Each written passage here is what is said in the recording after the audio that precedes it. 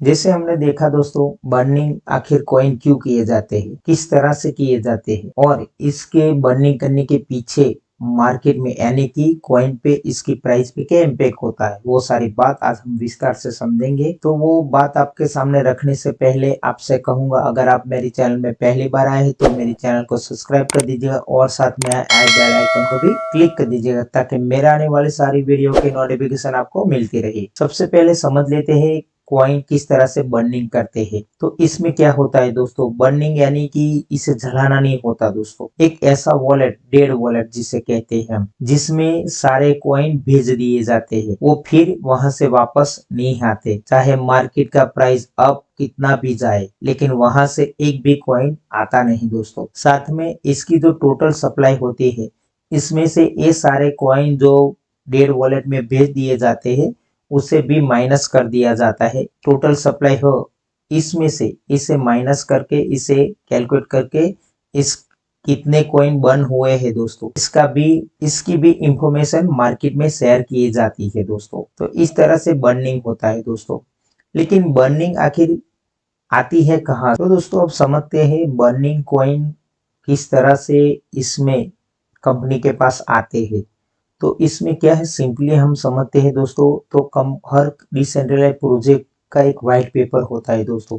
इसमें कंपनी सारी इंफॉर्मेशन दे रखती है। इसकी जितनी इनकम होती है, इसमें से 3% या 4% के जो इनकम होती है वो कॉइन बर्निंग में जाती है। जिस तरह से हम देखते हैं, कोई भी कॉइन हम सेल या बाय करते हैं दोस्तों, यानी कि ट्रांजेक्शन करते हैं, उस वक्त एक गैस फी के रूप में हमारे पास से कुछ अमाउंट कंपनी लेती है दोस्तों। इस तरह से कंपनी अपना इनकम करती है।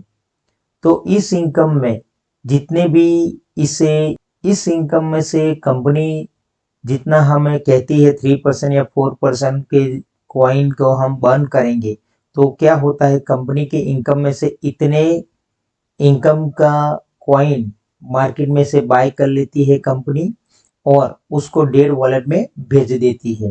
तो इस तरह से कंपनी के पास जितनी इनकम आती है, इसमें से जितने परसेंट का कंपनी डिक्लेयर करती है, उस तरह से इसे डेड वॉलेट में भेज देती है दोस्तों। और वो कॉइन फिर वापस नहीं आते।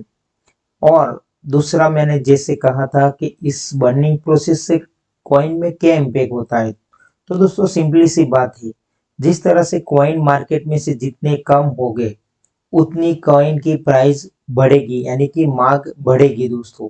तो हर 2 महीने या 3 महीने या 4 महीने में कंपनी जितने बर्निंग करती है, उसमें से कॉइन मार्केट में कम होते हैं दोस्तों।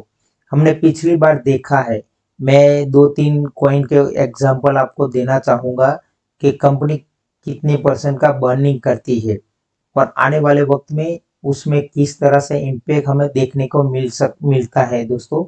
वो एग्जाम्पल के थ्रू मैं आपको समझाने वाला हूँ। सबसे पहले मैंने अपने टेलीग्राम ग्रुप में अक्सर इसके रिलेटेड न्यूज़ में देता रहता हूँ दोस्तों। तो हम देख लेते हैं एक ऐसी ही न्यूज़, तो थोड़ा समझ लेते हैं दोस्तों।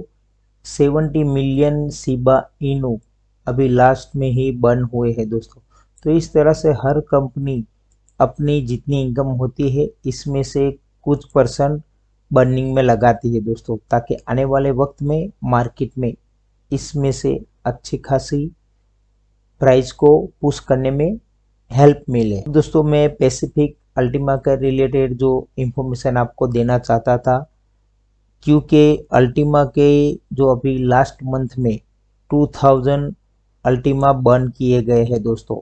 तो इसका अप्रोक्सली प्राइस अगर आईएनआर में हम कन्वर्ट करते तो 3 CR के आसपास, यानी कि 3 करोड़ के आसपास की वर्थ के अल्टीमा कॉइन जस्ट बर्न किए गए हैं दोस्तों।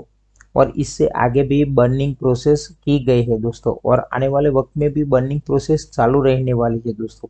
इससे आप अंदाज़ा लगा सकते हैं दोस्तों कि आने वाले वक्त में इसकी बर्निंग प्रोसेस की वजह से भी मार्केट में, यानी कि प्राइस में, कॉइन के प्राइस में कितना इम्पैक्ट रहने वाला है दोस्तों। तो आई होप मेरे कहने का मतलब आपको समझ में आ गया होगा। तो मिलती है अगली वीडियो में, तब तक के लिए गुड बाय।